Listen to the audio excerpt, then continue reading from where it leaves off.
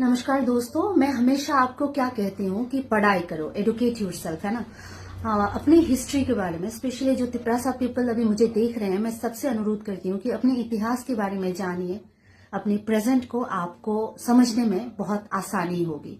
तो अभी मैं कुछ पढ़ रही थी, उसी दौरान मुझे बहुत कुछ मुझे पहले से कुछ कुछ तो पता था। अभी इसको और एविडेंस की तौर पे पुख्ता करने के लिए मैंने और इसमें जांच पड़ताल किया, तो नतीजा जो निकल के आया उसमें से थोड़ी बहुत ही मैं अभी आपको बताने जा रही हूँ। वो कहते हैं ना कि आप थोड़ा सा ही हिंट दे दो, बाकी हम ढूंढ के निकाल लेंगे। तो वो ही हिंट मैं आपको थोड़ा सा दे रही हूँ। आशा करती हूँ कि आप अपने इतिहास के बारे में जरूर जानने की कोशिश करेंगे। तो दोस्तों, जैसा कि हम सबको पता है, त्रिपुरा में आजकल भाषा को लेके बहुत सारे जंग छिड़े हुए हैं। तो मैं ये आप सबको बता दूं कि भाषा की कोई लिमिटेशन नहीं है ना। और बंगाली एक ऐसी भाषा है जो सिर्फ बंगाली हिंदू या फिर बंगाली जो मुस्लिम्स हैं उनमें लिमिटेड नहीं है।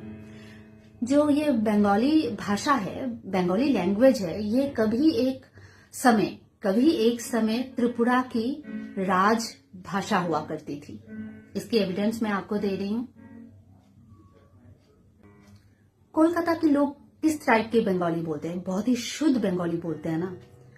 कोलकाता के लोग बहुत ही शुद्ध बंगाली बोलते हैं, पर त्रिपुरा के लोग जो बंगाली यूज करते हैं वो थोड़ी सी अलग है। त्रिपुरा की राजभवन में, त्रिपुरा की राजघराने में जो बंगाली भाषा यूज होती थी, उसमें से जो टोन होता था, जो छाप होता था, भाषा जो बोलते थे ना, उसमें जो छाप आता था ना, जो टोन आता है, वो आपको मैं कुछ वीडियोस के जरिए दिखा सकती हूँ। और आप खुद भी फॉलो कीजिएगा, जरूर फॉलो कीजिएगा इस मैटर को। उसमें नुआखाली, आखोरा, ब्राह्मण बारिया और कुमिल्ला की जो टून आता है ना, जो बंगाली बोलते वक्त जो टून आता है, वही टून आपको त्रिपुरा की जो राजघराने के लोग हैं ना, वो जब बंगाली बोलते हैं, राजघराने के लोग बहुत अच्छी बंगाली बोल सकते हैं। अगर वो नहीं बोल रहे हैं अच्छी बंगाली तो समझ जाना ये धोखा है भाई। सबको बहुत अच्छे से बंगाली बोलना आता है, और जो बंगाली बोलते हैं ना, उसमें ये टून जरूर आपको सुनने को मिलेगा। अगर विश्वास ना हो तो आप खुद इसमें रिसर्च कर सकते हैं।